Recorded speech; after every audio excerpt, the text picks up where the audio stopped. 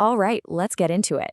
Today, we're diving into some really powerful ideas from author Robert Greene, all about a decade that, well, pretty much defines the rest of your life, your 20s. And what he says the true purpose of this time is? It's probably not what you're thinking. So let's start with the big question. What is this decade really for? I mean, is it about locking down a stable career as fast as possible? Or is it about having as much fun as you can before you have to, settle down? According to Greene, most of us get the answer to this question completely wrong.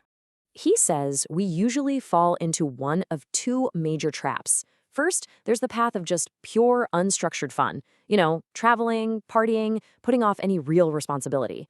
And yeah, it's a blast for a while, but then you hit 30 and you realize nothing really stuck. Then there's the other extreme, the laser-focused path. You get that high-paying corporate gig right at 22, and you never, ever stray from it. Sure, it feels safe, but it can seriously stunt your growth and limit what you're capable of. Okay, so if those are the traps, what's the right way to go? Well, Greene calls it the apprenticeship decade. The idea is that your main goal in your 20s shouldn't be money, it shouldn't be status, it should be learning. It's about dedicating these years to picking up several solid, valuable skills that are going to be the bedrock for the rest of your entire life. But here's the kicker. Before you can master anything else, you actually have to master the skill of learning itself. Think about it. In our world of constant distraction and wanting everything right now, the simple act of focusing and really deeply learning something, that's become a superpower. It is absolutely crucial. So, what does learning how to learn actually look like in practice? Well, it's not always exciting. It means developing patience. It means you have to put up with the tedious parts. The drills, the practice reps, the boring stuff. It means you have to push through the boredom when you hit a plateau and you feel like you're just not getting anywhere.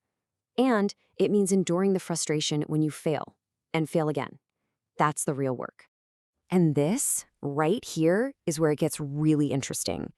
The true magic of this apprenticeship decade doesn't come from getting good at just one thing. It comes from combining skills that on the surface look like they have nothing to do with each other. Let me show you a perfect example. We're going to talk about Paul Graham. You might know him as the brilliant mind behind the legendary startup accelerator Y Combinator. His story is just a fantastic illustration of how a weird, winding path can lead to something incredible. So in his 20s, Graham was chasing two passions that could not seem more different. On one hand, he was this master coder, a hacker with a PhD in computer science. But then he gets burned out. And what does he do? He moves to Florence, Italy to study painting and design. So you've got programming and you've got art, totally separate worlds, right? So he eventually comes back to New York, a poor painter, and he starts hearing this buzz about companies wanting to sell things on the internet. And that's when it clicks. He has this massive light bulb moment. He realizes he can combine his super deep knowledge of code with his trained artistic eye for what looks good, for design, and build something nobody had seen before. And the result of that realization? He created one of the very first platforms that let people build their own online stores. It was so game-changing that Yahoo swooped in and bought his company for around $10 million. Now that's the power of combining unique skills. But let's be real for a second. Paul Graham's journey wasn't some simple, straight shot to success, and yours won't be either. Greene is very quick to point out that building a truly meaningful career is almost never a smooth upward line. There are going to be dips, there are going to be downturns. I mean, just look at another icon, Steve Jobs. His path was anything but linear. He has this huge early success with Apple, and then he gets fired from his own company. He goes on to start Next, which kind of fizzled out. From the outside, it looked like a total disaster. But every single step, especially the failures, was a critical piece of his journey back to Apple and that legendary comeback. Think about what he learned in those years out in the wilderness. He learned so much about product development from all the mistakes he made at Next. He learned a lot about leadership and basically realized he couldn't treat people the way he used to. So the key here is that these failures weren't just setbacks. They were the actual foundation for all of his future triumphs.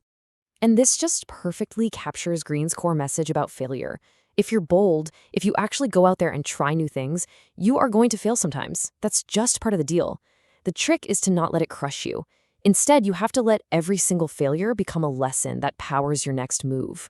So, after a decade of this, of learning, of experimenting, and of failing, You arrive at what Greene sees as this really critical turning point in your life, the age of 30. This is the moment when, if you've actually put in the work, all those different skills you've been picking up, your skill A, your skill B, your skill C, they finally start to click. They connect. They weave together to form this unique, powerful whole. It's when all the dots finally start to connect. So the goal by age 30 isn't to have some perfect career on a perfect track. It's about being able to look back and say, okay, I had fun, I had some adventures, but I also buckled down and I really learned some things. You have this toolkit of actual skills, and you're ready to start combining them in a way that only you can. Which, of course, leaves us with the final question, the one that really matters for you. As you go through your own apprenticeship decade, don't just ask yourself what job you want. Ask yourself this: what unique combination of skills are you building right now?